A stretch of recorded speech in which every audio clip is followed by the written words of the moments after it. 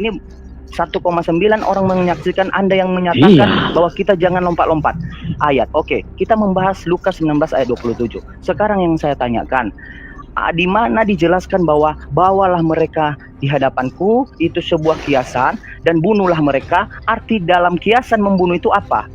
Coba jelaskan. Seperti apa sih kiasan dalam membunuh, perumpamaan dalam membunuh itu seperti apa? Coba jelaskan, tetapi berdasarkan Bible ya. Bagaimana Pak Jimen mau memahami? Coba judul saja perikop, udah lihat, udah kelihatan kesimpulannya. Di situ kan bicara perumpamaan tentang uang mina. Bunuhlah itu kiasannya artinya apa? Itu bicara penghukuman. Iya, hukumannya apa? Hukumannya dia harus mengalami kematian rohani. Dia harus menerima penghukuman neraka.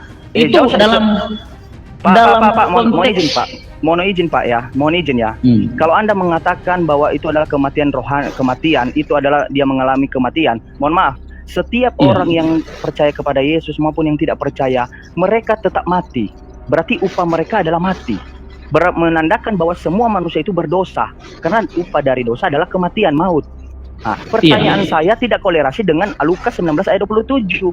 Yang saya minta kepada Anda, arti perumpamaan bunuhlah mereka di hadapanku, di mana kita bisa dapatkan bahwa hanya kata-kata pemanis atau perumpamaan, bahwa arti bunuhlah mereka itu hukum mereka. Contohnya, keluarkan mereka dari daerahku atau dari tanahku. Bisa seperti itu. Di mana kita bisa dapat? Karena arti diksi membunuh itu adalah menghilangkan nyawa atau menghadapi maut. Ayo cepat. Nggak usah muter-muter kau. Oke, Matius 25 ayat 15. Tadi Anda yang mengatakan tidak boleh lompat-lompat ayat. Lukas fokus ke Lukas 27 di mana dijelaskan hal tersebut bahwa membunuh itu adalah kiasan. Jangan lompat-lompat. Anda yang mengatakan. Jimen. Yang mengatakan jangan lompat-lompat ayat siapa? Saya atau Anda? Kan kamu yang saya tanya, jawab dulu. Jimen. Jawab dulu, Yok. Yang menyatakan jangan lompat-lompat ayat siapa? Saya atau Anda? Di mana ayat? Ya. Yang saya tanya. Yang sama kasusnya dengan Lukas 19 ayat 27. Anda loh, barusan muncung Anda mengatakan dengan tegas jangan dilompat-lompat ayat. Kita fokus. Oke, saya setuju. Nah, yang saya bahas Lukas 19 ayat 27 bukan yang ayat lain.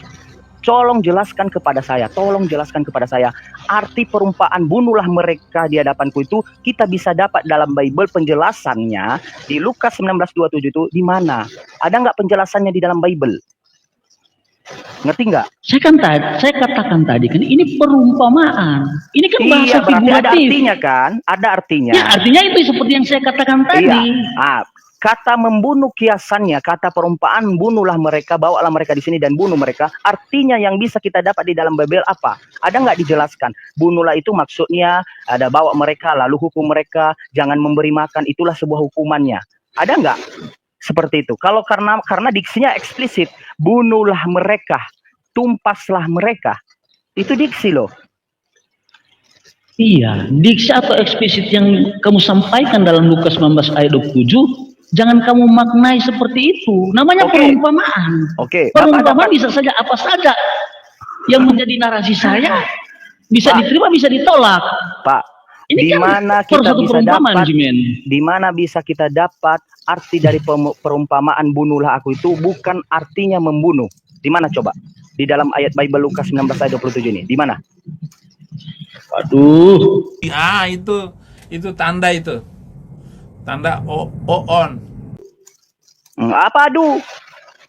Anda yang mentafsirkan bunuhlah itu bukan membunuh. Maka Anda harus yang membuktikan bahwa membunuhlah itu bukan membunuh. Paham kan? Karena kan Anda mengatakan itu perumpamaan. Oke, berarti kalau perumpamaan ada arti di balik itu. Nah, penafsiran arti di balik itu, di mana bisa kita dapat bahwa bunuhlah mereka bukan maksud tujuan membunuh. Di mana coba? Jangan lompat-lompat ayat ya, sesuai dengan perkataan Anda. Masih fokus Lukas 19 ayat 27. Bisa ini Jimen. Kok gini jangan pelan-pelan kan suara Anda. Saya minta ketegasan Anda di mana? Hukuman. Mendapat hukuman kekal. Iya, hukumannya apa? Ya, bagi iman kami ketika orang-orang yang hidupnya tidak benar di hadapan Tuhan, mereka akan mendapat hukuman di neraka. Iya, untuk mencapai neraka apa? Kematian? Atau Ya bukan? itu kan kematian kekal. Oh, berarti dibunuh sesuai dengan diksi. Iyalah.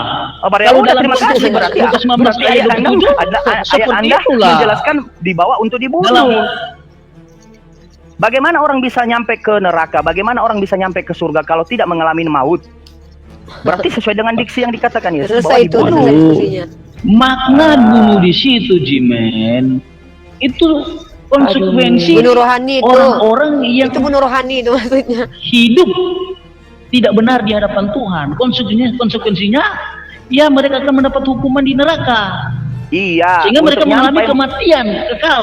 Iya, saudaraku, untuk sampai dia di neraka, kematian hukuman di neraka, dia harus melalui maut, kematian atau tidak?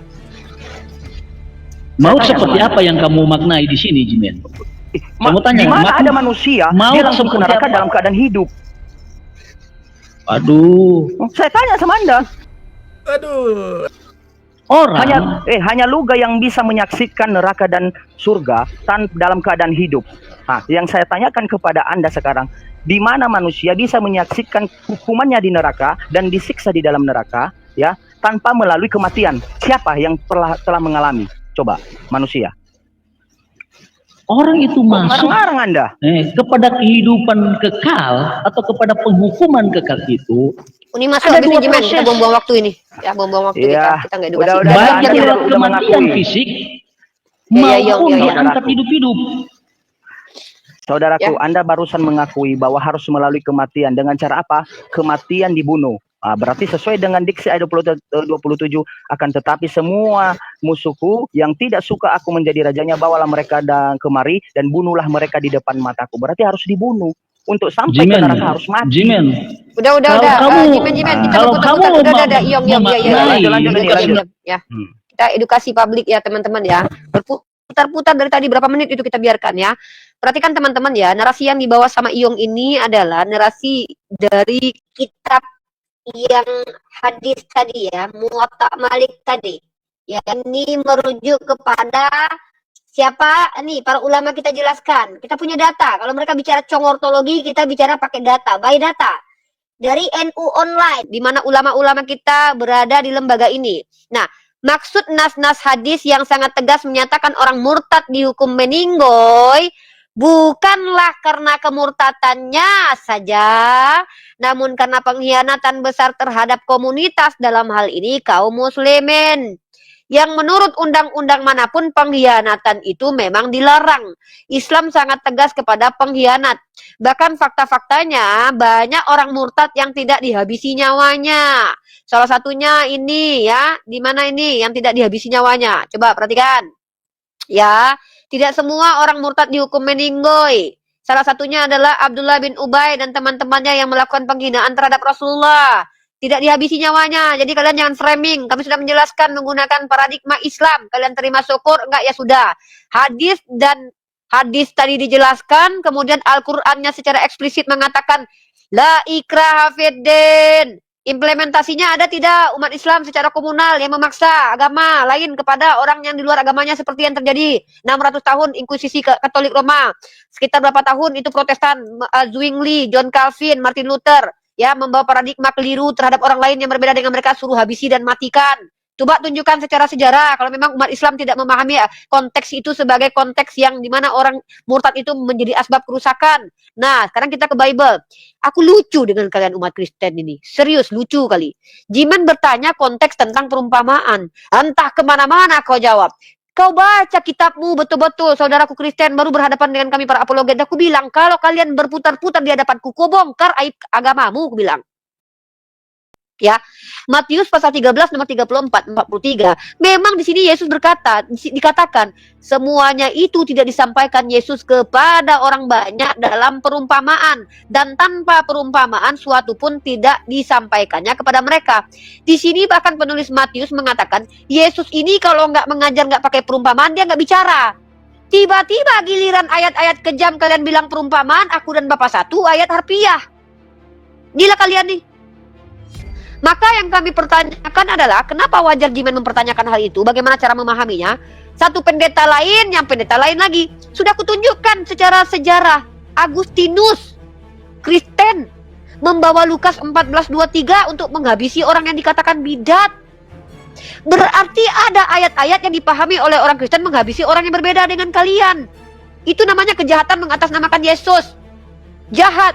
600 tahun lagi lamanya. Nah, jadi ketika kalian berkata ini perumpamaan, ini tidak, metode apa yang kalian gunakan? Memilah-milah ajaran agama kalian, yang ini nggak kayak gitu, yang ini begitu. Sementara kalau kalian baca ayat-ayat kalian, mau kalian bilang ini perumpamaan juga nih. Nah, ini perumpamaan juga nih. Ya, perumpamaan nih kayaknya nih ya. Adakah lebih baik baginya jika sebuah batu kilangan diikatkan pada lehernya lalu dilemparkan ke dalam laut daripada menyesatkan salah satu orang-orang yang lemah ini? Tuhan kalian aja mengatakan lebih baik dicampakkan ke laut dengan diikat batu daripada menyesatkan dalam perspektif Yesus. Apa bedanya dengan orang murtad yang menjadi asbab kerusakan umat itu dibunuh? Ini emangnya ini di dalam air nggak mati dia? Logika, standar janda kalian ya. Satu lagi, bahkan di agama kalian yang lucunya lagi adalah, jikalau seorang datang kepadamu dan dia tidak membawa ajaran ini, jangan kamu menerima dia dalam rumahmu. Dan jangan memberi salam kepadanya. Ajaran kasih ini. Kasih tampol. Kalau kita tidak bersama agama, nggak boleh mengucapkan salam kalian. Jangan banyak cerita kalian di hadapan, kubongkar aib agama kalian. Bahkan di agama kalian diajarkan membenci keluarga loh, apalagi kami yang berbeda keyakinan nih. Jikalau seorang datang kepadaku dan dia tidak membenci bapaknya, mau kalian bilang apa ini? Perumpamaan lagi nih. Ya, demu aku lihat kalian ini. Ku bilang kalau kalian punya standar, ya, mengkritisi hukum Islam, minimal agama kalian nggak punya aib. Ini punya standar, agamanya punya aib, lebih bobrok lagi. Ku bongkar aib agama kalian di sini. Ku bilang, kalian lagi berhadapan kami sama apologet loh. 6 tahun aku pelajari kitab kalian. Dalam kitab ulangan, dalam kitab bilangan, berapa banyak nyawa yang dihabisi Tuhan kalian sak kampung-kampung. Bahkan suku Amalek yang nggak mau menyembah kepada Tuhannya Israel, itu sak kampung-kampung dihabisi keturunannya. Itu Tuhan kalian yang adil itu. Jadi kalian mau bilang, Tuhan kalian yang masih packagingnya roh daripada Tuhan yang packaging manusia tuh lebih bejat kelakuannya gitu. Oh, itu kan konteksnya dulu. Coba kalian renungkan. Kami menjelaskan berdasarkan kontekstual keadaan, situasi, kondisi. Rasulullah pada waktu itu dikhianati oleh para kaum munafik. Mereka menjadi asbab kerusakan. Maka boleh dihabisi nyawanya, dan itu berlaku di negara. Negara juga begitu. Nah, giliran agama kalian, yang jelas-jelas ayatnya dipakai oleh pastor, uskup, pendeta kalian, menghabisi ratusan juta jiwa. Sejarahnya ada, inkuisisi itu 600 tahun lamanya. Kalian bilang ajaran kalian ajaran kasih. Kasih tampol. Sudah ku bilang, kalau kalian mengkritisi, ku bongkar aib agama kalian. Tapi kalau kalian bertanya karena nggak paham, kami kasih ilmu. Ustadz Ali bicara. Ya, gitu. Ya, tanya tentang Islam, kami jawab syubhat. Tapi kalau kalian kritisi, ku bongkar aib agama kalian. Si Jimen sebagai seorang apologet dari kalangan mu'alaf akan menatar logika kalian, metode yang kalian gunakan, menjelaskan Biblos kalian. Itu fungsi kami di sini saling melengkapi. Ustadz Arif dan Ustadz Alif menjelaskan agama Islam, aku pun semampuku.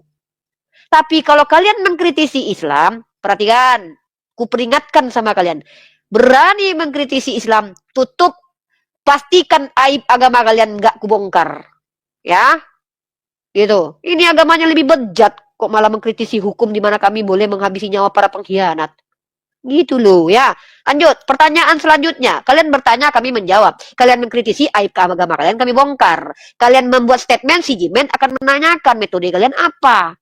Asumsi aja kalian, itu nggak akan diterima Jimen. Ini kami, guna kami. Ya silakan. Yang muslim jangan naik yang muslim. Kita lagi mencerdaskan non muslim ya. Kita lagi mencerdaskan orang di luar Islam yang banyak keliru memahami tentang Islam. Di sini kita menjawab syubhat, ya. Kita menjawab syubhat, ya. Ya, silakan Iyong, pertanyaan selanjutnya. Ya, pastikan pertanyaan Anda itu tidak menjadi asbab terbongkarnya aib agama Anda ya. Saya sudah peringatkan. Jadi kalau sakit hati jangan salahkan lagi ya. Silakan. Ya, sebelum saya mau bertanya kepada Umi Rifa, saya mau tanggapi penjelasan dari Jimen. silakan. Jadi Jimen terlalu prematur untuk menyimpulkan makna apa yang kita bahas dalam Lukas 19 ayat 27.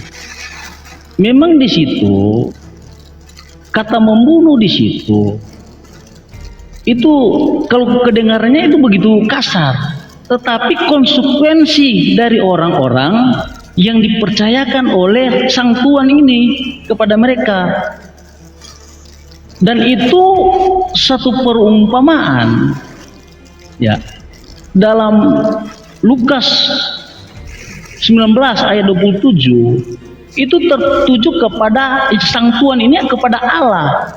Nah, keyakinan kami orang Kristen, kami percaya Yesus itu adalah Tuhan, Yesus itu adalah Allah.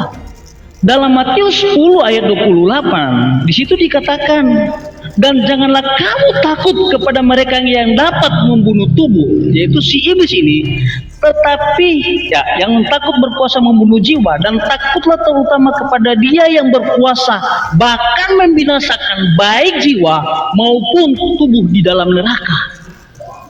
Itu jawaban saya. Jimen silakan tanggapi. Iyong diam. Udah nih, udah pakai yang ini aja udah, daripada nggak ada. Lanjut aja.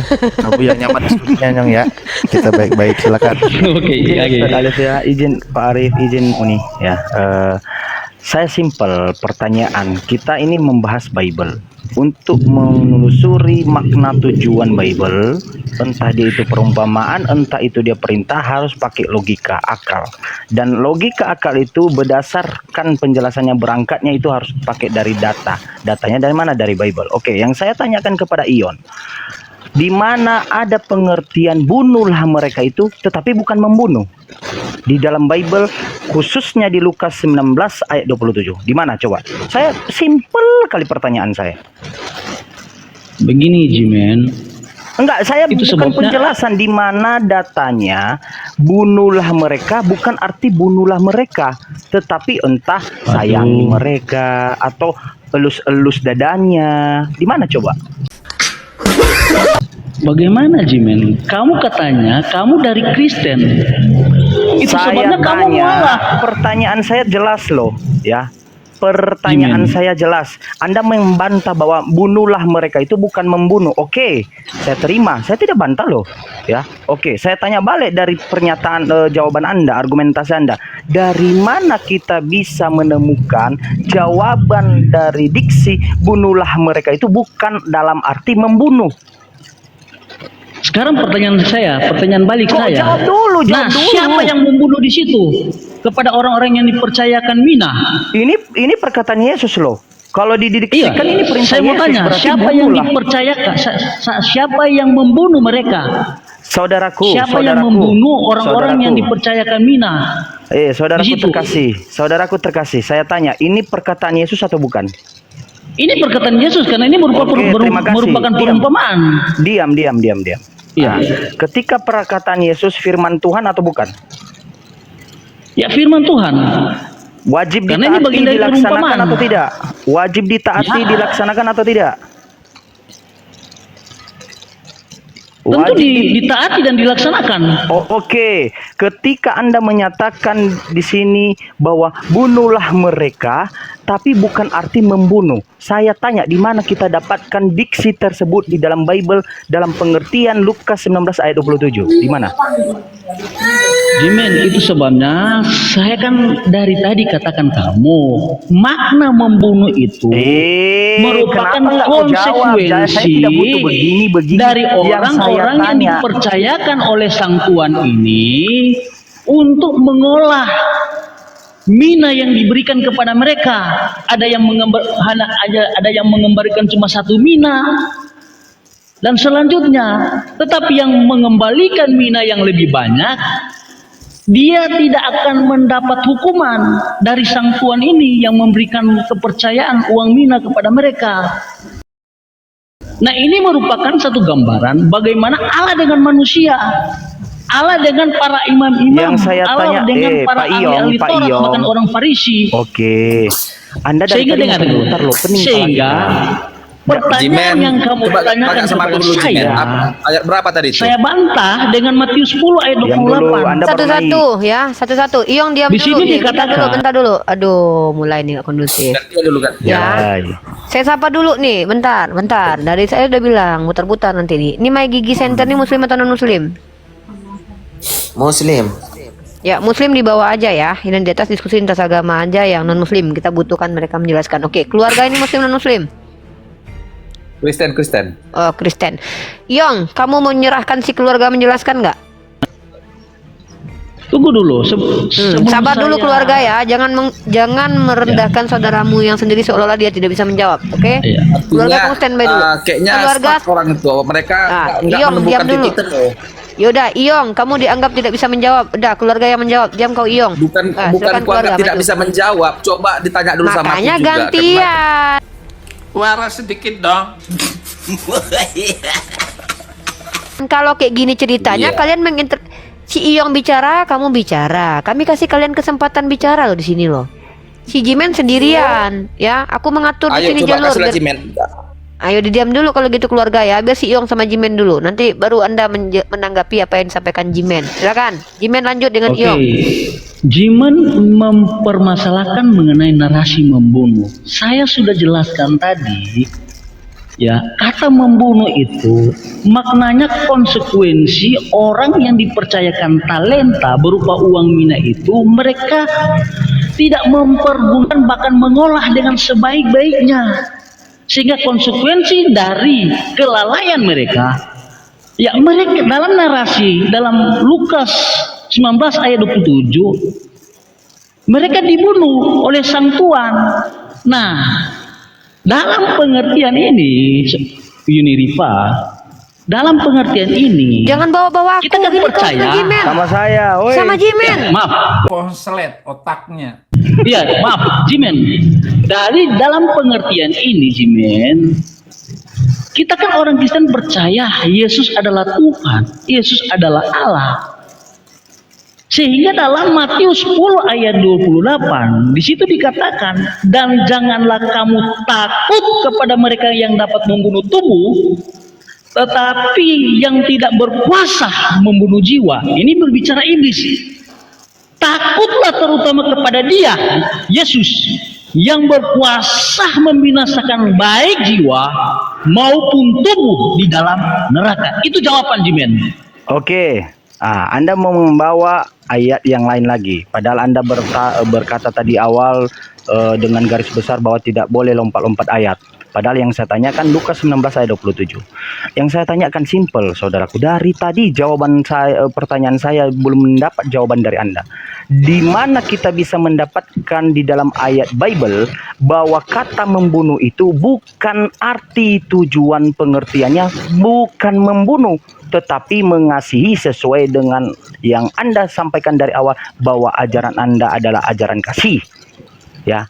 Arti membunuh di dalam Bible bukan membunuh atau menghilangkan nyawa, tetapi mengajarkan kasih. Simple, saya tanya, di mana? Ini kan Jimen berbicara penghukuman akhir dari segala-galanya. Anda katakan itu perumpamaan. Oke. Di mana dijelaskan arti dalam membunuh sebuah diksi perumpamaan artinya bukan membunuh? Di mana coba di dalam Bible? Waduh. Itu tanda itu. Tanda on. Kalau kamu Iya, memahami jelaskan dong. ayat Anda ini tanya, bukan Anda, bukan asumsi. sampai kiamat pun, ya, kamu tidak mendapat jawaban. Duh, gimana ya cara jelasinnya? Duh, gimana nih ya? Yang Iya, pasti dari karena saya. tidak ada Kenapa? jawabannya Karena kamu seperti menolak. yang Anda Intinya kamu sampaikan. menolak. Karena Anda menyampaikan hanya Kamu menurut tidak objektif, penafsiran Jimen. Anda. Kamu tidak objektif, Jimen. Saya objektif. Gini loh saudaraku, untuk Kamu tidak membuktikan objektif. sesuatu hal, Begini, saudaraku Jimen. diam. Untuk Jimen. membuktikan saudaraku, untuk membuktikan diksi sesuatu hal, entah dia itu perumpamaan, entah itu dia pantun, harus kita lihat dari diksi arti tujuan kata. Betul atau tidak? Oke. Iya, benar. Iya, oke. Anda membenarkan ya. Ketika Anda menyatakan Lukas 19 ayat 27, di sana mengatakan bunuhlah mereka di depan mataku, di mana pengertian tujuan diksi di dalam Bible yang menyatakan bunuhlah mereka itu bukan berarti tujuannya membunuh atau menghilangkan nyawa manusia. Di mana dijelaskan di dalam Bible tanpa pengertian manusia tetapi pengertian firman Tuhan di mana? Itu tadi saya sudah jelaskan. Bahkan jawaban yang saya itu bukan katakan Lukas tadi 19:27, saudaraku. Anda yang barusan bilang kita tidak boleh lompat-lompat. Justru kamu tidak menerima jawaban saya. Ya karena tidak sesuai konteks, tidak sesuai. Bukan tidak sesuai, kamu tidak menerima. Yang Anda bawa apa? Ayatnya yang Anda bawa apa? Atau gini, saya izin pertanyaan mungkin. Coba izin bertanya. Misalkan tadi lanjut, Ustaz. Akan tetapi semua seteruku ini yang tidak suka menjadi rajanya, bawalah mereka kemari dan bunuhlah mereka di depanku. Maksudnya bunuhlah di situ maksudnya peluklah mereka di depanku. Mungkin gitu mananya. Alif itu tidak benar. Kau jangan kau yang menyimpulkan. Coba sama aku dulu tentang teriak-teriak. Guk. Lagi-lagi sabar. Tadi kan bukan makna bunuh. Ya, silakan keluarga. Jimen si Jimen ini dia kan memang dia tidak. Sebentar, jangan bentar ya. Jangan menyerang pribadi. Sama si Jimen ini. Iya, saya kasih Anda waktu dan kesempatan sama Jimen. Iyong diam dulu. Saya sapa dulu. Kuli 504 muslim atau non muslim. Jangan kalian menyimpulkan. Biar Anda orang menjawab. menyimpulkan. Ya, nanti Anda dengan Jimen. Kuli 504 muslim non muslim? Saya non muslim, Kak. Tolong jelaskan. Nanti saya sapa, nanti diam dulu, standby dulu ya. Oke, silakan keluarga dan Jimen. Kita kasih waktu maksimal 15 menit. Silakan. Anda sudah baca nggak Lukas? Udah aku baca dari apa? Dari Lukas 19 ayat 1 sampai apanya itu. Ya, kau bertanya tadi kayak mana tentang perumpamaan, di mana membuktikan itu perumpamaan? Itu yang mengatakan perumpamaan itu bukan saya, Ion. Sama Ion tanya, bukan sama saya. Memang bukan si Ion yang menyatakan itu perumpamaan, Alkitab yang menyatakan itu perumpamaan Jimen. Kau jangan apa? Oke. Ketika Anda mengatakan itu adalah Bible yang menyatakan itu perumpamaan. Diam dulu. Ketika Anda menyatakan bahwa itu adalah Bible. Kau baca nggak perikopnya dari ayat kalau ngomong itu dengarkan dulu. Di sini dikasih tempat untuk diskusi, bukan untuk jual cabe ya. Diskusi itu caranya apa? Dengar. Jangan juga intervensi Jimen, intervensi rival. Loh, nggak bisa juga dia intervensi. Kok Anda di sini ngatur saya? Saya diberi kuasa di sini loh. Tapi kau juga harus ingat menghargai tamu. Loh, tamu kurang ajar, nggak perlu dihargai. Masuk ke rumah orang minta dihargai pula. Udah untung dikasih tempat duduk. Lucu ini orang. Ya memang orang Kristen itu selalu aneh, harus aneh. Kalau belum aneh belum orang Kristen namanya. Makanya saudara harus aneh. Kok kayak penjajah? Kami di mana tidak menghargai Anda? Kau harus menghargai tamu juga. Loh, bukti saya menghargai Anda, saya izinkan Anda dengan Jimen 15 menit bicara. Anda motong Jimen, justru kau yang motong. Kok Kristen begini pula yang ngatur kita? Udah, aku ngomong dulu sama Jimen. Dengar, silakan. Ya, yang Anda katakan itu adalah itu perumpamaan. Iya, itu perikopnya. Oke, diam perikopnya. Kuli jangan buka mic. Ada kata perintah di situ yang berkata adalah Yesus. Ya, di ayat 27, akan tetapi semua musuhku yang tidak suka aku menjadi rajanya, bawalah mereka kemari dan bunuhlah mereka di depan mataku. Karena itu sebuah perumpamaan. Diam dulu keluarga, noise. Mute dulu keluarga ya, noise. Keluargamu banyak soalnya, kedengeran. Lanjut. Karena itu sebuah perumpamaan di mana dijelaskan, dituliskan atau di kaki-kaki dari penjelasan Lukas 19:27, catatan kaki bahwa bunuhlah mereka itu bukan sebuah aksi, kegiatan untuk menyembelih atau menghilangkan nyawa manusia. Karena itu sebuah perumpamaan perikopnya. Yang saya tanyakan simple. Kalau memang itu adalah ayat perumpamaan, lalu arti dari itu tersebut di mana dijelaskan di dalam Bible tanpa mengutip ayat yang tidak ada kolerasinya Lukas 19 ayat 27. Simple kan? Ayo keluarga, tolong dijawab. Silakan, silakan. Buka mic Anda, Jimen akan diam. Keluarga, dibuka mic-nya. Maunya kalau yang mute kalian yang buka mic-nya. Oke, ku jawab ya. Jimen, ku tanya dulu kau, udah kau bacanya ini mulai ayat 1-nya Jimen? Perumpamaan ini? Saya sudah baca, karena Anda menjelaskan dan Anda mengatakan itu sebuah perumpamaan, maka saya tanya, kata dari bunuhlah mereka itu, di mana dijelaskan di dalam Bible, bukan aksi untuk menghilangkan nyawa manusia, atau menikam manusia, di mana dijelaskan secara eksplisit. Lihat ini, jadi ini, ayat ini, Kau sengaja comot hanya 27-nya saja. Jadi di ayat 11 lihat judulnya, perumpamaan tentang uang mina. Ini ya. Jadi di ayat di ayat 11 dulu ku ambil, sementara mereka mendengarkan hal itu, Yesus melanjutkan perkataannya dengan suatu perumpamaan. Yesus melanjutkan perkataannya dengan suatu perumpamaan. Jelas ya Jimen ya. Ini adalah suatu perumpamaan di Lukas 19 ayat 11. Lalu langsung aja kita to the point.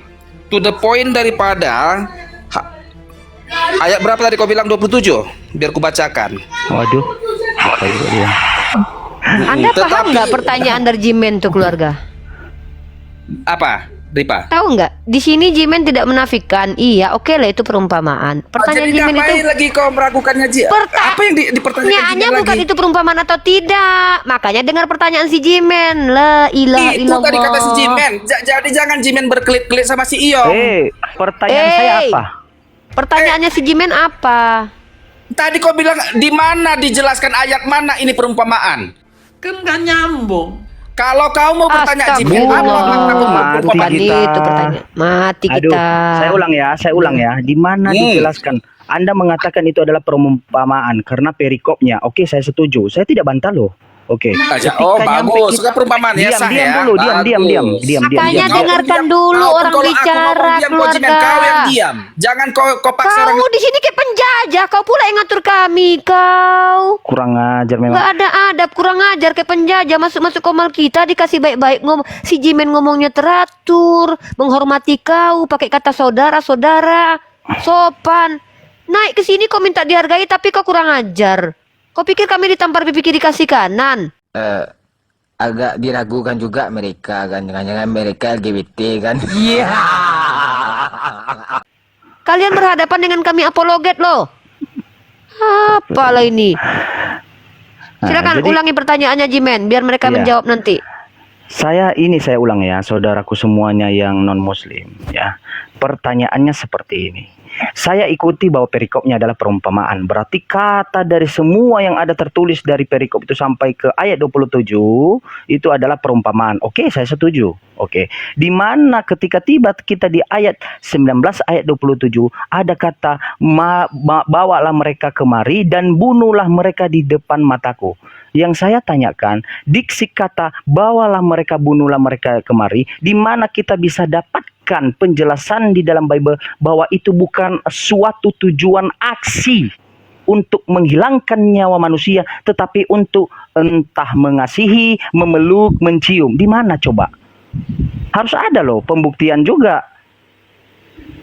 Karena mengingat semua ayat-ayat di dalam ini termasuk Lukas ini tidak berhak memberitakan Injil. Dari Yesus menyatakan 12 muridnya, tidak ada Lukas. Ya, jadi udah jelas pertanyaan Jimen ya. Kalian kalau otak kalian normal, kalian paham pertanyaan si Jimen. Siapa dulu diri yang ya, sapa dulu. Ya, ini ada Wow, halo Muslim dan Muslim. Oh, Muslim dan Muslim. Wow, oke. Robi, Muslim dan Muslim. Kristen, oke. Robi mau Islam pengikut Lucifer katanya. Silakan. Ya, silakan Robi. Buka mic-nya. Silakan Robi, mau buka-bukaan siapa Lucifer? Oke, aku suka nih. Ayo Robi, silakan. Dia bawa tema, ya nggak apa-apa, kita terima. Kita suka dengan tema ini. Lucifer itu siapa ya kan? Robin, kenapa di bawah typingnya lancar kali, di atas kenapa keselak jakun? Halo? Kita mau nunjukin siapa Lucifer ya. Lucifer itu artinya pembawa terang, bahasa Latin. Dan menurut pendeta Ezra Soru, Lucifer itu adalah Yesus. Jadi kalau bilang kami pengikut Yesus, kalau maknanya Lucifer maknanya Yesus, ya jujur kami katakan, kami memang mengikuti Yesus, menyembah kepada satu Tuhan. Masalahnya Lucifer itu dituduh sebagai iblis di agama kalian. Kalian mengatakan bahwa Yesus adalah iblis. Belajarlah diksi, main tuduh-tuduh aja. Ini kata orang A ikut pula, nggak mau belajar. Lucifer itu artinya apa sih? Pembawa terang. Robin, ini hadapi dulu mu'alaf Jimen ini ya. Halo, Robi. Nah inilah kalian ini, di bawah typing lancar. Di atas selek jakun. Ketika di atas ya. Selek jakun kalian. Pengikut Lucifer antikristus katanya. Silakan Robin. Heran aku sama kalian ini. Apalah kalian itu? Naik ke komal kami, suka-suka nenek moyang kalian di sini. Tahu nggak Robin? Di sini. Saya udah mangap 2 jam hampir kemasukan lalat. Nggak jadi-jadi ngomong. Lanjut. Turunkan Uni kalau nggak ada suara Uni. Kenapa ini kok kayak gini kalian semua ini? Baru si Jimen yang kalian hadap, belum Ustadz Alif yang turun tangan. Si Jimen yang kalian hadapi loh. Aku nggak ikut-ikut kalau si Jimen maju, aku bilang. Udahlah. Ya, ini karena kita nggak ada yang tamu yang naik nih, Yong, mungkin sama Jimen lanjutkan lagi ya, muter-muternya. Jimen, pertanyaan yang kamu dalilkan tadi itu nonsens. Masa kata membunuh di situ, kamu menuntut jawaban kami dari Kristen. Itu jawaban kami harus mengikuti pertanyaan kamu.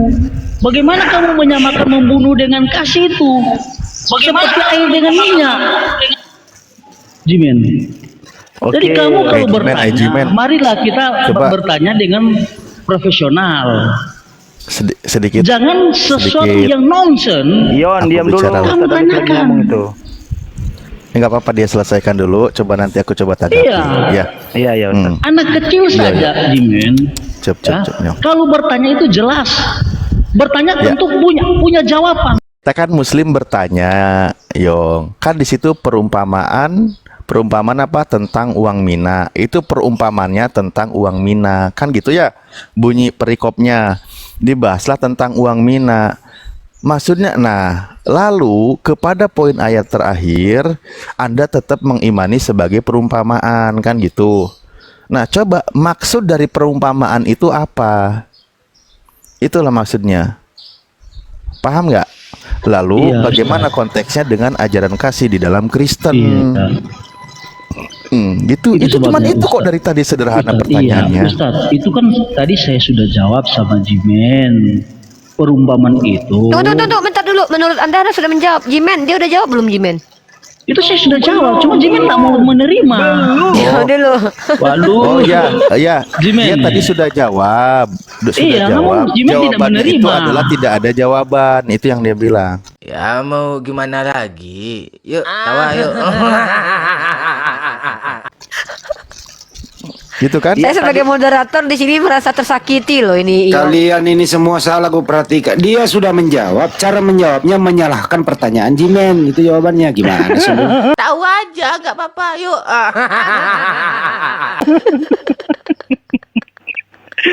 Tadi dia udah jawab. Mau kiamat pun kita tidak akan menemukan jawaban dari pertanyaan tersebut di dalam Bible. Lah, untuk apa kau imani telur busuk? Untuk apa kalau tidak ada di dalam Bible? Nanti saya duga kitamu erek-erek pula. Makanya kau tidak ada di dalam Bible.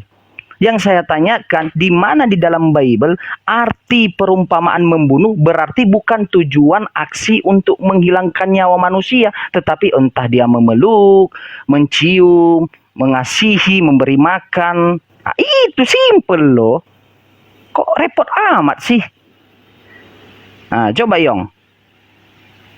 Paling tidaklah kisi-kisinya catatan kaki di dalam Bible penjelasannya. Paling tidak itu. Nah, ayo. Ya, Yong, silakan. Jangan sedih sama Jimen, nggak ada apa-apa pun. Aku nggak ikut-ikut loh. Silakan, buka mic-nya, Yong. Pingsan rohani dia kayaknya. Insan rohani. Nggak ada yang pingsan rohani. Ya sudah jawab. Mati rohani kan ada. Ya udah jawab. Jimin. Berikan buktinya. Itu saya sudah jawab dari tadi. Cuma Nah, kamu. di mana tertulis? Di mana tertulis penjelasan tersebut yang tidak lompat-lompat ayat? Di mana? Kan saya katakan tadi bahwa perumpamaan itu merupakan suatu penghakiman akhir ketika Tuhan menuntut ya setiap orang yang dia percayakan mengenai talenta itu. Ya dibully lah, masa enggak pula? Saudaraku Berupa terkasih, uang mina. saudaraku terkasih, saya persempit lagi pertanyaan saya persempit ya saudaraku terkasih tercinta, dengar ya. Di mana di dalam Bible menjelaskan kata membunuh sebagai kata perumpamaan, bunuhlah mereka sebagai kata perumpamaan. Ternyata arti tujuannya bukan aksi menghilangkan nyawa manusia, tetapi menyayangi, ya, mengasihi, memberi makan, mencium kening, atau memeluklah paling tidak. Di mana coba? Sesuai dengan diksi Anda bahwa Anda mengatakan semua adalah ajaran kasih. Cepat, buktikan. Kan Anda yang Jimin, menyatakan. ini kan penghakiman. Memang benar Allah kita Maha Kasih.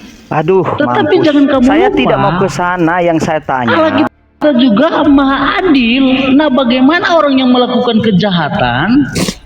Nah, mereka itu diberikan upah yang baik. Oke, itu kan sesuatu yang mustahil.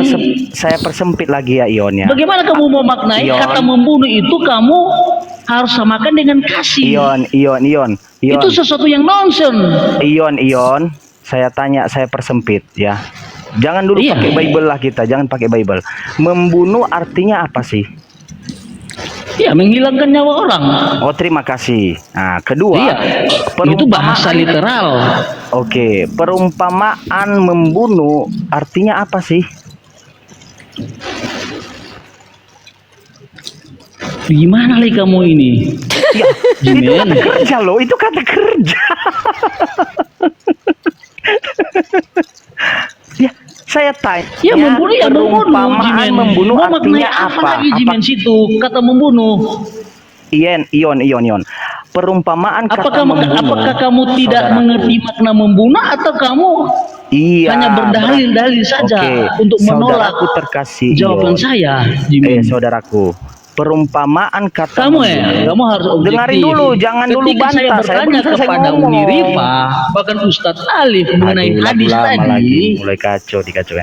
Hanya satu kali saya bantah. Tetapi selebih dari itu bagi saya ya itulah jawaban kalian. Oh, Ion, mari kita dengar objektif ya. di sini. Ion. Bukan berarti ya saya kita ikut objektif. Kita ikut objektif. Diam dulu, mute-kan dulu saudaraku Ion. Anda di-mute-kan dulu. Dengarkan baik-baik. Kita tinggal lepaskan dulu ayat Bible. Ya, pakai logika dan pakai arti KBBI. Membunuh di sana kata kerja. Oke, setuju. Nah, arti membunuh apa, Ion? Menghilangkan nyawa. Oke, terima kasih. Stop di situ. Iya, stop di situ. Iya. Di sana ada kata disampaikan bahwa itu membunuh perumpamaan. Saya tanya, perumpamaan membunuh artinya tujuannya apa? Perumpamaan membunuh tujuannya apa? Artinya? Jimin, ini itu aku udahlah pembunuhan rohani. Udah yang kita sapa dulu tamu ya, Iyong ya. Artinya pembunuhan rohani, pembunuhan rohani ada. Ini pertanyaan sederhana Jimin, lu juga muter-muter bertanya gini loh. Inyong, itu membunuh beneran atau tidak membunuh beneran? Nah, jawab itu aja. A atau B? Itu dulu. Di situ membunuh beneran atau tidak membunuh itu? Udah A atau B? Baru selesai. Lanjut. Andi, kita kan tahu. Gue pula yang diserang. Ya, Lembaga Alkitab Indonesia telah memberikan judul perumpamaan. Mau kita maknai apa arti perumpamaannya itu? Apa artinya? Perumpamaan dari peristiwa yang diceritakan oleh Yesus. Ya, apa gunanya apa guna Yesus mengajarkan itu? Untuk peradaban apa? Apa maksud Yesus dengan itu? Apa maksudnya? Ayo udah. Apakah saya mau jelaskan? Ya udah kalau dari awal tadi. Ya udah kalau nggak bisa menjelaskan diam. Kita sapa dulu. Enggak, makanya ini nih. Pertanyaannya Bang A Andi, atau B? ada tamu Di, nih. Kalau di situ A membunuh beneran, B cuma ngelitik-ngelitik. Nah itu udah. A atau B? Jawab. Bener nggak Man? Betul. Nah ya, A membunuh beneran, B ngelitik-ngelitik. Udah, jawab. Sudah selesai. Yon. Jadi begini. Jadi begini. Udahlah ini. Kita baca ya. Ini kita baca ya. Nih. Jangan tambah persoalan, Datuk. Datuk, jangan ditambah persoalannya. Udah dikasih jawab pertanyaan kunci kok terakhir. Itu aja nggak dijawab. Jadi begini. Yong, Ya buka itu. mic-mu. Jimen lanjut.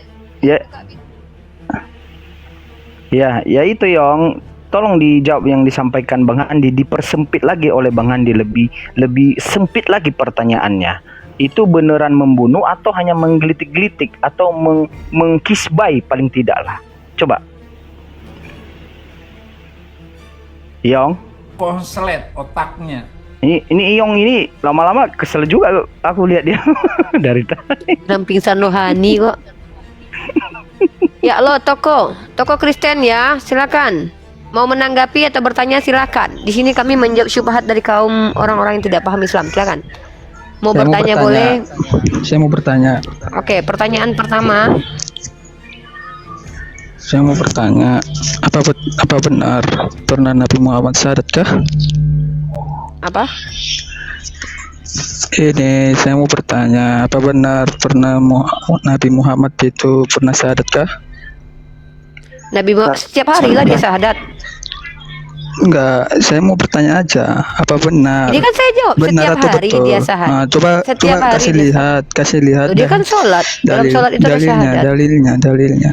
Dalilnya dia kan sholat. Sholatlah sebagaimana aku sholat. Ketika sholat itu umat Islam bersyahadat. Gimana sih? Gimana dia cara syahadatnya? Coba, gimana caranya? Ya asyhadu an la ilaha illallah wa asyhadu anna Muhammad Rasulullah itu apa? Itu ada dia tertulis La di situ. ilaha illallah ini orang Kristen ini kenapa ini kok? Loh, Anda kalau penasaran. Gini loh ya. Turun. Jadi Kristen tuh jangan botol-botol kali. Bertanya kita jawab, dia yang ngoceh. Dasar babi ngepet.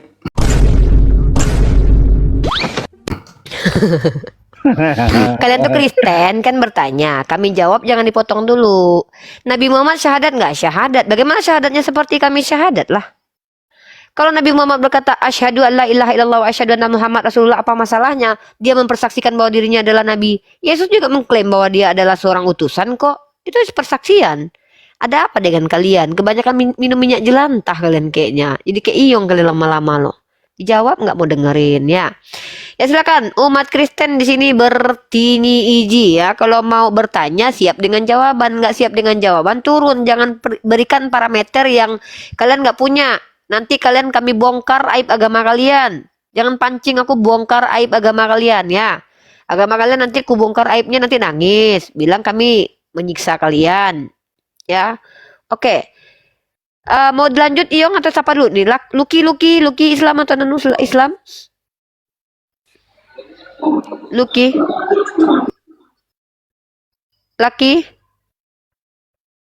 Lucky halo. Aduh, lanjut Iyong sama Jimen dulu lah. Jangan kalian ya lanjut. Iyong tidak bisa menjawab ya, tidak memberikan data dan dia selalu menjelaskan begini dan begini dan begitu. Oke, saya anggap itu sudah selesai. Iya, itu fakta. Ya, saya anggap itu sudah selesai. Tidak apa-apa. Kita ikuti katanya kita kan bahwa teman itu di adalah sini, Jimin. Dengar dulu, membunuh rohani. Saya anggaplah atau pingsan rohani, terserah hati kau lah, ya. Nah, saya mau tanya sama Anda. Kita ke pertanyaan saya ini. Tadi Anda menanyakan tentang syubhat ayat ajaran Islam itu ajaran membunuh. Saya tanya sekarang di Matius 19 ayat 29, di sana dinyatakan oleh Yesus bahwa siapa yang mengikuti dia menjanjikan 100 istri ya. Kasih lihat dalilnya bro, jangan langsung ngoceh aja bro. Iya, sabar. Kau siapa? Wih, sabar Kau lah. siapa di sini? Kau di sini bertanya loh. Kok Kristen kok nggak ada adab dan sifat kalian kenapa kok kayak penjajah? Masuk komal kami kalian yang ngatur. Dikasih tempat duduk untuk bertanya malah kayak Dajjal di sini. Udahlah, Kristen banget loh kalian ini loh. Jangan Merusak naik lagi. peradaban. Babi ngepet itu jangan naikin lagi. Gak usah naik Beli lagi kok. loh. Jangan naik. Lanjut. Jimen, kita lagi diskusi kok. Iya, saya lihat juga Anda juga masuk di room Muslim yang lain. Anda pernah mempertanyakan tentang istri, ya, yang dijanjikan 72 bidadari. Yang saya tanyakan sekarang, kenapa Yesus menjanjikan kepada setiap orang yang mengikuti dia 100 orang istri, sementara pernyataannya tidak ada namanya hubungan badan bagi kerajaan surga yang dijanjikannya. Ayatnya adalah Matius 19 ayat 29. Bagaimana bunyinya? Seperti ini, ya.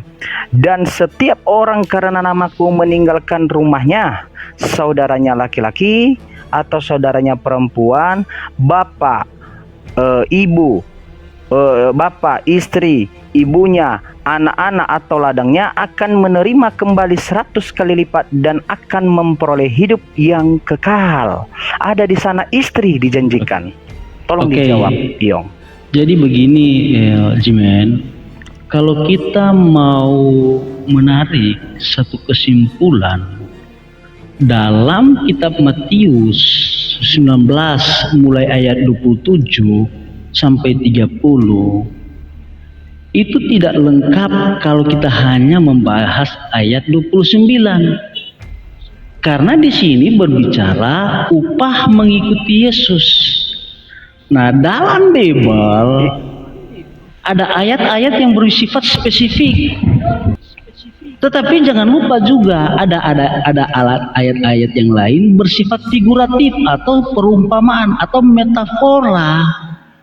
Nah, ayat yang kamu tanyakan di sini, perumpamaan, saudaraku. Iya, dengar dulu jawaban saya. Setelah saya menjawab, baru kamu menanggapi. Jadi di sini dalam ayat 29, jadi dan setiap orang yang mulai ayat berapa? 27 saja. Lalu Petrus menjawab dan berkata kepada Yesus, kami ini telah meninggalkan segala sesuatu dan mengikuti Engkau. Jadi apakah yang akan kami peroleh? Kata Yesus kepada mereka, aku berkata kepadamu, sesungguhnya pada waktu penciptaan kembali, apabila Anak Manusia bersemayam di takhta kemuliaannya, kamu yang telah mengikut aku akan duduk juga di atas 12 takhta itu untuk menghakimi kedua belah. Itu nggak nyambung yang saya bahas. Saudaraku, saya hentikan, mohon maaf. Kita fokus ke ayat 29. Yesus menjanjikan siapa yang mengikuti dia. Saya mau menjelaskan ini. Justru diam dulu. Justru kalau Anda mengatakan 12 tata, justru tidak masuk kepada Bani Anda. Di sana 12 tata ada nggak disebutkan dari bangsa Anda? Jimen, Anda bangsa Asia loh. Jimen, jangan kamu dulu menciptakan pertanyaan baru dalam ayat ini. Kapan saya mau jawab kalau kamu belum saya jawab pertanyaan kamu pertama? Kamu menunjukkan jawab pertanyaan kedua. Ini bisa saya jelaskan dalam konteks yang lain. Berbicara saudaraku, bangsa Israel yang menjadi spesial bagi Tuhan. Tapi yang saya mau jawab pertanyaan kamu pertama. Itu sebabnya kalau saya mau menjelaskan, saya menjawab kamu bukan hanya satu ayat. Karena apa yang kamu tanyakan, jawabannya juga ada dalam Bible, ada dalam konteks itu. Dia tidak mau lari kemana, Jimen. Dan setiap orang yang karena namaku meninggalkan rumahnya, saudaranya laki-laki atau saudaranya perempuan, bapak atau ibunya, anak atau ladangnya, akan menerima kembali 100 kali lipat. Ini istri. Iya, istri. Anda melewatkan istri. Sebutkan. Oke, sekali lagi saya baca dalam ayat 9. Dan setiap orang yang karena namaku meninggalkan rumahnya, saudaranya laki-laki atau saudara perempuan, bapak atau ibunya, anak-anak atau ladangnya, akan menerima. Bini ada istri. Sebutinlah istrinya. Mana kamu? Ini di sini dalam aplikasi Bible saya yang saya miliki dalam Matius 29 ayat 29. Matius 19 ayat 29. Ini tidak ada istri di sini. Oh, Anda terjemahan. Waduh, kamu juga terjemahan di situ. Saudaraku. Kamu juga terjemahan di situ. Bentar dulu Iyong, itu Jimin besarkan dulu bentar. Ion. Saudaraku, oke. Ya. Izin ya Ustadz, ya izin semuanya. Di dalam terjemahan terbaru, dan setiap orang karena namaku meninggalkan rumahnya, saudaranya laki-laki atau saudaranya perempuan, bapak atau ibunya, anak atau ladangnya, akan menerima kembali 100 kali lipat dan akan memperoleh hidup yang kekal. Itu janji Yesus bagi yang mengikuti Dia. Di sana di tahun terbaru dihilangkan kata istri. Ternyata ada dijanjikan Yesus istri. Di mana bisa kita lihat? Kita lihat di naskah bahasa Inggrisnya dulu, ya. Di sana disebutkan ada namanya wife. Ini dia. Ya, disebutkan sister or father or mother or wife. Ini wife. Wife. Nah, mau kita yang lebih tua, kita lihat naskah kunonya. Naskah kuno yang paling tua ternyata menyebutkan ada bini. Mana dia? Ini dia. Di tahun berapa ya? Di tahun 1638 sebelum diterjemahkan LAI, sebelum mereka menghilangkan, ada kata bini. Apa itu? Ini dia. Dan bapak, ibu, bini atau istri. Dijanjikan. Pertanyaan saya, Yesus menjanjikan 100 istri. Janganlah ikuti terjemahan, ikuti naskah aslinya. Menjanjikan 100 istri. Bagaimana dia bisa menjanjikan 100 istri sementara dalam pengertian umat Kristen bahwa tidak ada hubungan seks atau janjian seks di dalam surga yang dijanjikan oleh Yesus? Ini data Anda loh, bukan data saya. Ayo. Jimen. Istri di situ, Jimen, dengar saya ya. Istri. Ya, iya, istri di situ. Istri kan 100. Ya. Kalau kamu lihat dalam bahasa Greek, Jimen, jangan dulu kamu terbukanya lewat sanper kamu. Jangan dulu. Istri di situ, Jimen. Kalau dalam bahasa Greek apa situ? Coba kamu jelaskan saya. Saya punya internet Greek. Gunaika. Ya, di sini tidak ada interlinear Greek, saya tidak ada. Iya, karena Anda pakai terjemahan di Bible Hub aja, men. Di Bible Hub aja ada tuh, Bible Hub.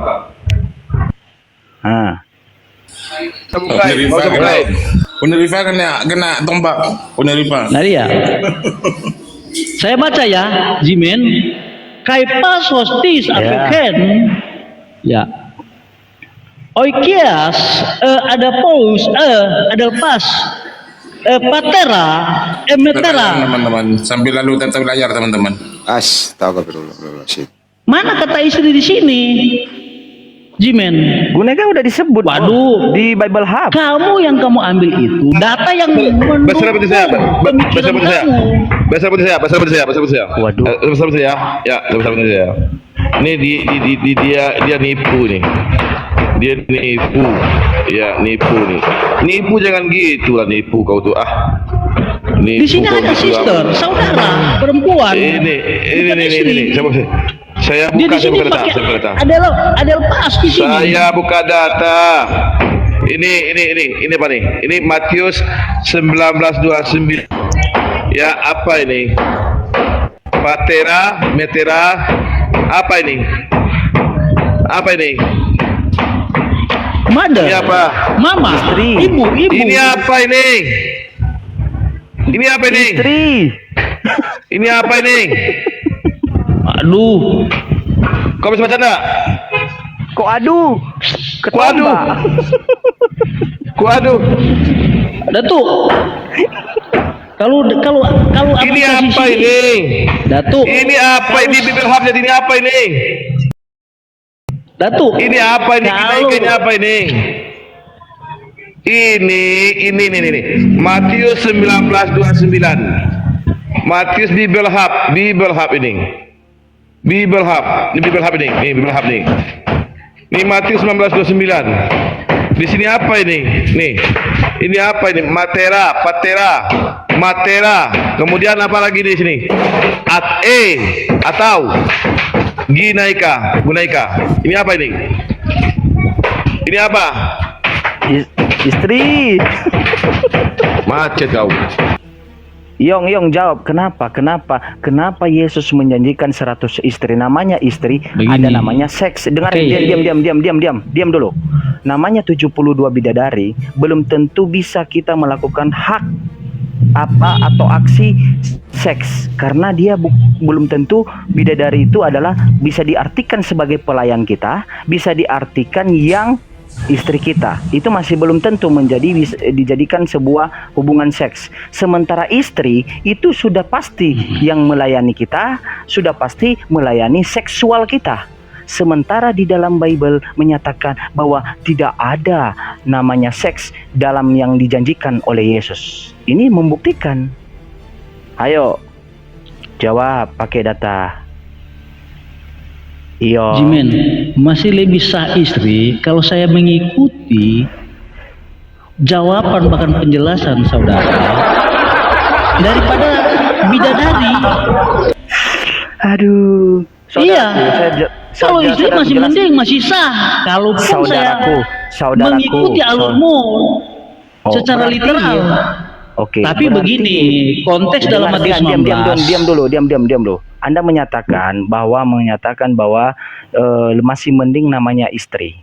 Oke, saya oke kan. Iya jelas karena istri sudah jelas pelayan dari suami dan dia melayani seksual suami, ya kan? Sementara dalam pandangan Kristen tidak ada namanya seksual dijanjikan oleh Yesus. Tidak ada pernah dijanjikan Yesus. Jimen, kalau memecah perawan di surga, saya bisa serang kamu dengan 100 dalil. Saya bisa serang kamu, tapi saya tidak mau. Bagus tuh datanya. Nah, saya nggak mau. Jangan saya dijadikan penghujat. Iya, saya tidak mau. Saya bukan menghujat. Ini data. Saya berusaha santun di dalam komal saudara. Saya berusaha santun. Saudaraku terkasih. Jimen, saya berusaha baik menjadi anak manis dalam komal kamu. Sebagaimana kemampuan saya, itulah yang saya bisa jawab pertanyaan saudara. Tetapi kalau kamu menyerang aku, ya, saya kalau juga ada banyak data peluru. itu bukan menghujat, Bang. Kalau pakai data itu bukan menghujat. Tapi kan jadi santai aja. Ustadz Alif, mohon Ustadz Alif. Bukan, saya meluruskan aja. Kalau ada data bukan menghujat, aku bilang. Matius 19 ini ayat 29, ini kan satu, boleh saya mau katakan ini juga merupakan bahasa figuratif. Bagaimana di sorga itu perhatian seorang istri itu ketika kita mengikuti Yesus, ya dikatakan aku izin gantian men ya, biar aku nggak ngaku terus dari tadi. Silakan Ustaz. Orang-orang yang tadinya mencintai kita meninggalkan kita. Nah, kita akan mendapati kebahagiaan itu di sorga. Nah, kebahagiaan di sorga itu bukan bersifat literal. Iya, Bang Nyong. Iya, Bang Nyong, pelan-pelan sedikit ya. Gini pelan-pelan sedikit ya. Di dalam terjemahan LAI kata istrinya dihilangkan, betul? Bener nggak? Bener dong, bener lah, bener sih. Bener. Oke. Iya kan. Nah, berarti gimana? Begini, saya tidak mau masuk karena itu kan urusan lembaga Alkitab. Oke. Kalau begitu berarti Anda lebih setuju. Apa yang saya tampilkan data saya? Saya kan cuma nanya. Saya nanya loh, yang saya miliki, bukan sedang mengoreksi. Iya. Nah, pada faktanya berarti benar ada kata istri itu kan gitu ya? Iya. Kalau saya diskusi ini kan ini objektif. Oke lah kalau ada istri situ, saya ikuti. Nah, iya. Alur nah, itu kalian. makanya jadi poin pertama di sini adalah bahwa apa yang disampaikan oleh Haji Men tadi tidak bisa dibantah. Faktanya memang ada istri di sana. Bagi yang meninggalkan istrinya di dunia ini, dia nanti akan mendapatkan 100 kali lipat istrinya di surga, kan gitu. Iya. Nah, kan itu poinnya. Nah, cuma memang mungkin yang Kristen Indonesia yang tidak ada kata istri, dia nggak akan kebagian 100 istri. Lah kan nggak diajarkan. Jadi nanti kalau yang contoh Kristen Indonesia masih jomblo nih, belum dapat bini, belum pernah nikah kan. Begitu masuk surganya Kristen, nanti di surga jomblo lagi, jomblo abadi kan. Agak diragukan juga mereka kan, jangan-jangan mereka LGBT kan. Kenapa? Ya karena nggak bisa nuntut sama Yesus. Yesus, mana istriku? Loh, emangnya kau dapat? Enggak lah, orang terjemahannya aja nggak ada. Tapi nanti kalau dari yang KJP yang bahasa Inggris di Amerika, dia dapat pasangan 100 kali lipat. Ada juga yang versi bahasa Arab, kata istrinya tidak dihilangkan. Jadi nanti Kristen Arab, Kristen Inggris, yang bahasa Inggris, yang Yunani, begitu masuk surga pada dapat pasangan 100 kali lipat. Giliran Kristen Indonesia pada jomblo. Kenapa? Ya istrinya dibuang kok. Ustaz Alif, keyakinan kami ketika kami mengikuti Yesus, hidup benar di hadapan Tuhan, kita akan masuk surga. Dan di surga begini, dan di surga sana, saya tidak mempermasalahkan itu, tidak Bang. Ada kawin mawin, apalagi yang namanya berhubungan badan. Karena di surga itu, dalam pemahaman kami, Ustaz Ali, dalam pemahaman kami, di Bible itu Yesus kawin loh di surga. Wahyu 19:7 Yesus kawin. Itu kan berbicara, itu bahasa figuratif, anak domba Allah. Iya. Kasihan, janganlah diketawain gitu. Ya, kalau gitu, makanya diam dulu. Kawin semua kau ini perempuan di dunia ini, semua perumpamaan. Terus aslimu apa? Sebenarnya yang terjadi itu apa? Semua perumpamaan. Yesus Tuhan perumpamaan. Yesus kawin perumpamaan. Ada pembunuhan perumpamaan. Semua perumpamaan. Terus originalnya apa? Handi, kalau seperti itu mau katakan apa lagi? Ya terus originalnya apa? Memang begini. Dengerin. Kenyataan yang sebenarnya itu apa agamamu? Semua agama saya isinya. Agama saya kan pengikut Kristus. Itu perumpamaan juga. Itu real. Oh real. Oke, real. Itu doang yang ada. Ya udah letak real doang satu. Aduh ya Allah nih orang. Jadi yang real yang gak ada ayatnya malah. Iya, yang real malah yang gak ada ayatnya. Kan gitu. Ya kembali lagi tadi, saya cuman lagi mikir tuh gini, Bang Yong, kasihannya Kristen Indonesia, misal udah mau pesta pernikahan, udah mau nikah sama bini, tiba-tiba dia meninggal, nggak jadi kan dia menikmati masa pertamanya, mati, begitu mati masuk ke surganya jomblo juga, nggak jadi ketemuan sama bininya karena nggak dapat bini gitu. Jadi dia tidak merasakan hal-hal yang fitrahnya sebagai manusia, jadi sebagai aksesoris abadi di sana gitu dia bergelantungan seperti itu. Cuman gitu aja sih, cuman ngebayanginnya kasihan.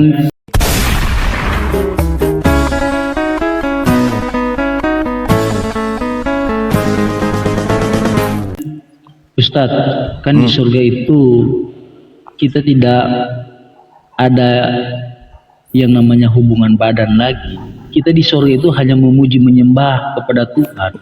Aduh, jadi istilahnya kawin. Oh, malah nanti capeknya di surga. Itu tidak ada. Halo. Capeknya nanti di surga ya? Boleh ngomong kah?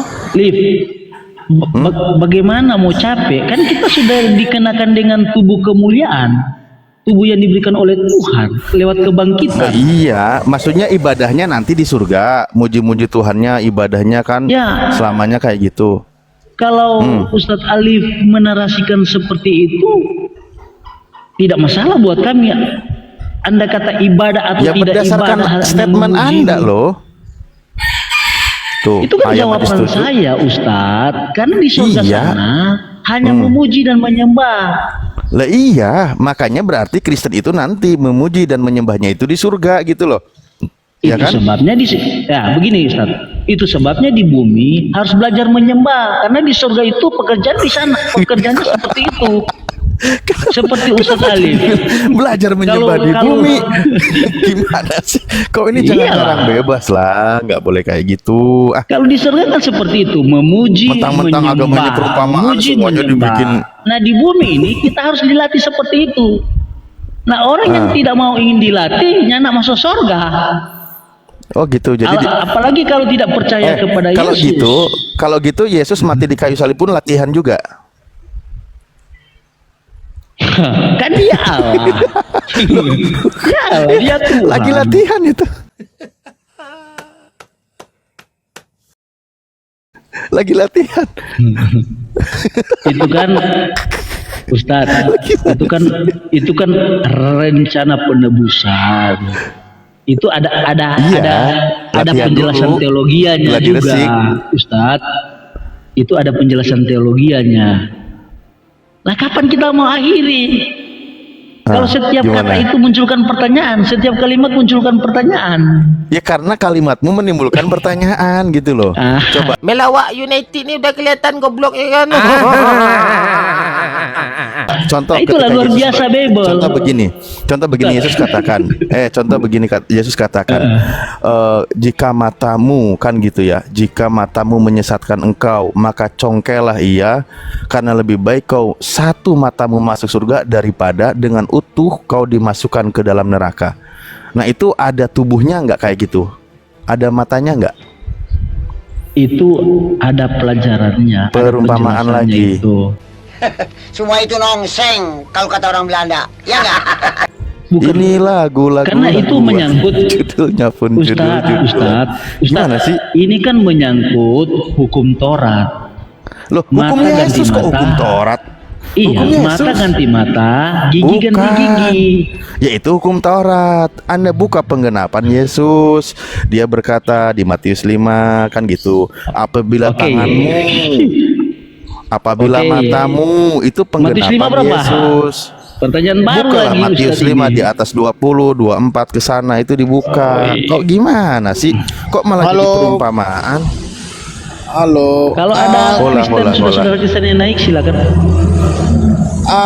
Ini saya gimana ya? Nggak punya agama boleh masuk nggak? Nggak boleh punya agama. Bingung gini mau masuk kemana gini mau masuk. Beli dulu bang. Jangan kayak beli dulu bang. Enggak, ini biar bingung saya gitu. Mau kemana bingung saya ini. Mau masuk Muslim, mau Kristen. Jadi saya udah belajar gitu. Belajar gitu. Pendirian abang. Ini ya, saya bantu bacain ya. Ya, simak dulu. Akulah jalan kebenaran dan hidup. Enggak, ini saya mau yang sampai kepada Bapak kalau tidak melalui aku. Iya, Pak. Ini saya mau nanya Pak Ustadz. Ini saya udah belajar nih dua agama nih Pak Ustadz nih kan. Saya mau nanya nih Pak Ustadz. Ini Nabi Muhammad ini pernah kena sihir Pak Ustadz? Oh, pernah manusia. Pernah 6 bulan Pak ya. Tapi saya bandingkan ada yang berusaha menyihir beliau, ada itu. Dan hal seperti itu wajar sih manusia. Justru dengan adanya Rasulullah pernah disihir, turunlah ayat tuntunan bagaimana melawan sihir. Itu hikmahnya. Ada ayat surah Al-Falaq, surah An-Nas kan gitu. Dan Rasulullah terjaga akhirnya. Dan memang beliau sebagai manusia dituntun untuk berdoa, berlindung kepada Allah. Sebenarnya ketika manusia pernah disihir orang, ya walaupun Allah tetap menjaganya dan menyelamatkan, itu wajar. Yang lebih repot itu malah bukan disihir, tapi ada Tuhan dibopong oleh iblis. Nah itu yang bahaya.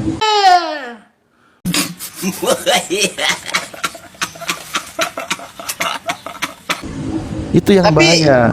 Tapi kan Nabi Muhammad ini kan utusan Sang Pencipta Pak Ustadz. Tapi kenapa dia bisa kena sihir? Ada Sang Pencipta malah dibawa jalan-jalan sama iblis ke padang gurun. Ayo. Oh gitu. Iya. Ayo. Tapi kan udah saya baca nih, bukan Pak Ustadz, 2 kitab nih kan. Saya baca-baca semua, saya dalami kedua agama ini kan. Itu Pak Ustadz, itu ya setengah lebih Pak Ustadz. Oh ya udah. Saya nanti kita cek kedalamannya ya. Contohnya gini Pak Ustadz, ibaratnya gini kan. Itu kan kitab Al-Quran merujuk pada penyempurnaan gitu Pak Ustadz ya. Betul ya Pak Ustadz? Dari kitab Jabur, Injil dan Taurat gitu Pak Ustadz ya. Enggak, ajaran yang sempurna. ajarannya yang sempurna, ya. Gitu. Yang sebelumnya kan sudah tidak ada. Jadi saya luruskan lagi ya kembali, gitu. Ya biar kamu belajarnya juga tahu. Ya di dalam konteksnya Nabi kami itu kan manusia, di mana yang namanya manusia nanti banyak umatnya. Umatnya itu akan mengalami sebagaimana nabinya mengalami, dan Nabi kami lalu memberikan solusi dan bimbingan. Itu memberikan solusi dan bimbingan kayak gitu. Contoh ketika kita mengalami kenasir dan sebagainya, diajarkan doa-doanya seperti ini, itu diajarkan. Bahkan Nabi kami yang mengajarkan adalah malaikat kan gitu, sebagaimana utusan dari Allah. Nah kalau manusia terkena sihir dipertanyakan, dibikin lucu, lah bagaimana ketika ada Tuhan kena tombak, mati lagi? Itu lebih lucu lagi. Sangat kasihan ya. Bagaimana ketika iblis bisa membawa-bawa Tuhan ke padang gurun, diuji dan sebagainya, itu lebih lucu lagi gitu loh. Jadi hal-hal di dalam Islam itu hal yang perkara logis. Nabi kami manusia, ada sifat namanya aradul basyariyah, sifat kemanusiaan, di mana mengalami ya ketika batuk, flu itu wajar. Ya, capek, lelah itu wajar, itu manusia kok. Menunjukkan manusia. Bahkan Nabi kami diperintahkan untuk berkata, qul ana basyarum mislukum, aku ini manusia sama seperti kalian semua gitu. Jadi seperti itu ya pemahamannya. Kalau Anda mau membandingkan, justru yang aneh itu level Nabi yang menerima ujian itu wajar, tapi Tuhan diuji manusia itu yang manusia yang kurang ajar gitu. Karena yang berhak menguji itu Tuhan kepada manusia, bukan manusia menguji bahkan sampai membunuh Tuhan. Itu saya kembali ke Bang Inyong aja lah ya. Oke?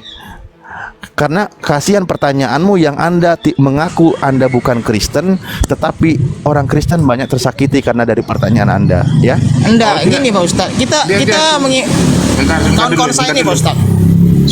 Sebentar dulu. Tadi Anda ngaku bukan Kristen ya? Padahal ayat apa komentar di bawah itu ada tiping-tiping, jangan dipenggal-penggal, itu ayat Jahanam kan gitu kan? Baca dari atas. Kalau bohong itu jangan sampai ketahuan. Jangan ini kalau dengan saya ya, tapi gini host, kalau memang dia mau menyamar dirinya sebagai bukan Kristen, mengaku tidak beragama tapi dia Kristen, faktanya yaitu hak dia, karena mungkin ajarannya membolehkan hal seperti itu. Membolehkan, jadi nggak apa-apa, silahkan tunjukkanlah kualitas Kristenmu di sini dengan cara Anda boleh mengaku bukan orang Kristen sehingga Anda bebas untuk bertanya kepada kami umat Islam. Ya, tunjukkan Kristen sejatimu terus bertahan seperti itu. Oh, jangan. Oh gitu nggak boleh ya? Nggak boleh ya? Jangan. Artinya begini, kan namanya kita di medsos. Apapun dalil mereka, jangan kita. Jadi setiap yang saya naikkan, saya filter dulu, saya cross check dulu, TPK-nya kayak apa, baru saya naikkan. Ini tadi, ya salah satu komentarnya itu, jangan dipenggal ayatnya, wahai Jahanam, baca dari atas gitu. Makanya saya naikkan. Enggak Pak Ustaz, nanti kita buka juga aib-aib yang agama Kristen ini, kita buka agama aib apa yang lain gitu Pak Ustaz, itu maksudnya. Kita buka kedua, saya mesti bicara yang Muslim, nanti kita bicara agama Kristen lagi gitu Pak Ustaz maksudnya. Lu Anda Jahanam, bilang Jahanam itu kepada siapa? Ustaz Arif, ya, Nyong, dia kan sudah bilang tadi, Ustaz, dia kan sudah bilang tadi, dia belajar Bible, dia belajar Al-Quran. Nah, tinggal bagaimana kita menyikapi. Salah gitu. Oke, kalau gitu gini, Manula, percuma kita mengimani agama kita masing-masing, tapi kalau perbuatan nggak bagus gitu aja. Sebelum lebih jauh, kan saya bilang kami hargai iman Anda itu. Sekarang saya gini, satu pertanyaan aja deh, satu pertanyaan, tidak berat jawabannya, tidak perlu pakai dalil, tidak perlu Anda buka Bible, tanya pendeta, tanya pastor, saya tidak perlu itu, ya tidak perlu. Saya cuma pertanyaan gini, menurut Bang Manulang, Anda percaya atau tidak kalau Yesus mati di kayu salib? Karena saya baca-baca semuanya, karena kan Nabi Isa yang dikatakan di Al-Quran itu, Pak, nggak usah Nabi Isa. Anda percaya atau tidak kalau Yesus? Karena kan di karena kan padat, nggak perlu ribet kemana-mana. Karena kan Kristen itu lahirnya sebelum Masehi, Pak. Kalau kayak Nabi Muhammad, dia lahirnya tahun 600 Masehi. Gitu. inilah Kristen kadrun. Kristen Kenapa Kristen lah sebelum Masehi? Jadi ada Kristen sebelum Yesus ada. Lucu kali. Enggak, saya punya pertanyaan. Anda percaya atau tidak kalau Yesus mati di kayu salib? Dia kan belajar. Kalau Saya punya pertanyaan, bukan membahas sebelum Masehi, bukan. hampir Saya tanya percaya sama Pak Ustadz, Manulang. hampir percaya karena udah saya baca kedua kitab ini, saya hampir percaya gitu Pak Ustadz. Oh, Saya mau berarti Anda belum menyimpulkan biar percaya. saya masuk ke agama Muslim gitu. Biar saya bukan percaya gitu. Bang Manulang, Anda membela Yesus tadi Bang Manulang. Sejak kapan Yesusku ada 100 istri di surga? Kan gitu kan? Komentar sampean. Oh gitu. Tapi kalau saya baca-baca di kitab enggak ada itu Pak Ustadz. Itu masih ya, makanya nanti Manulang ini jomblo sejati. Betul Manulang itu. Kamu orang belajar Manulang. Betul. Kamu Ya, orang belajar itu apa yang kamu narasikan. Oke, izin gini ya, gini. Manulang ini tadi bilang hampir percaya Yesus mati di kayu salib. Coba Nyong, tugas Anda yakinkan dia bahwa dia itu percaya mati di kayu salib. Yakinkan dia. Silakan Nyong. Ayo. Jadi Manulang, kau pertanyakan kepada Nyong tentang kenapa Yesus mati di kayu salib dan apa tujuannya, dan Nyong wajib mempercayakan Manulang gitu, biar dia makin yakin. Enggak. Ayo, coba pertanyaanmu apa? Pertanyaanmu apa kepada Nyong sehingga membuat Anda yakin Yesus mati terkutuk di kayu salib untuk menebus dosa manusia? Coba, silakan. Tanya kepada Nyong supaya yakin. Ayo. Itu nanti dulu lah Pak Ustadz. Nah, itu nanti bisa kami diam-diaman lah. Domba penipu dalam nama agama. Kedem-deman. Lah ini diskusi bro, ini room diskusi. Anda katanya tidak punya agama tadi. Makanya saya mau belajar agama. Bahkan di luar Islam Kristen pun saya belajar dulu Pak Ustadz. Udahlah, nggak usah dilayanin panjang lebar. Anda nggak mau jujur. Di Saya semua masih kitab berpikir baik loh sama Anda. Di semua kitab itu kan Adam itu diciptakan di bumi. Kenapa di Al-Quran itu diciptakan di surga? Itu maksudnya. Kamu duduk manis di bawah, pegang pena, catat semua apa yang Muslim jelaskan dan apa yang Kristen jelaskan. Gitu aja. Nah, yakinkan tuh Nyong. Dia tadi hampir yakin, katanya percaya bahwa Yesus itu mati terkutuk digantung di kayu salib. Dia masih agak ragu katanya gitu. Berarti kan itu tugasnya Anda Nyong, yang Kristen kan gitu. Yakinkan dia. Tapi anehnya dia nggak mau bertanya tentang itu biar yakin. Soraklah, haleluya, segala puji syukur hanya bagimu Tuhan. Hancur ini bangsa kalau begini terus. Katanya lagi cari kebenaran. Aduh, lucu kali. Argumen terakhirnya Ustaz, sejak kapan Adam diciptakan di surga? Padahal di Alkitab diciptakan di bumi katanya. Iya kan? Dia Kristen. Lagian juga sejak kapan ada nama Manulang ateis? Kayaknya nggak masuk. Aduh, sebenarnya mudah sih mengidentifikasinya itu. Tunjukin aja KTP-nya, ada nggak agama. Karena kalau dia mengatakan dia tidak percaya Tuhan, maka dia tidak akan bertanya tentang Tuhan.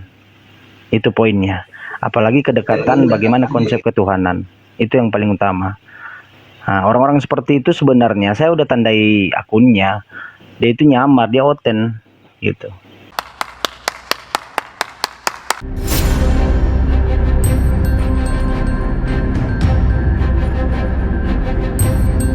The religion of Jesus was Islam.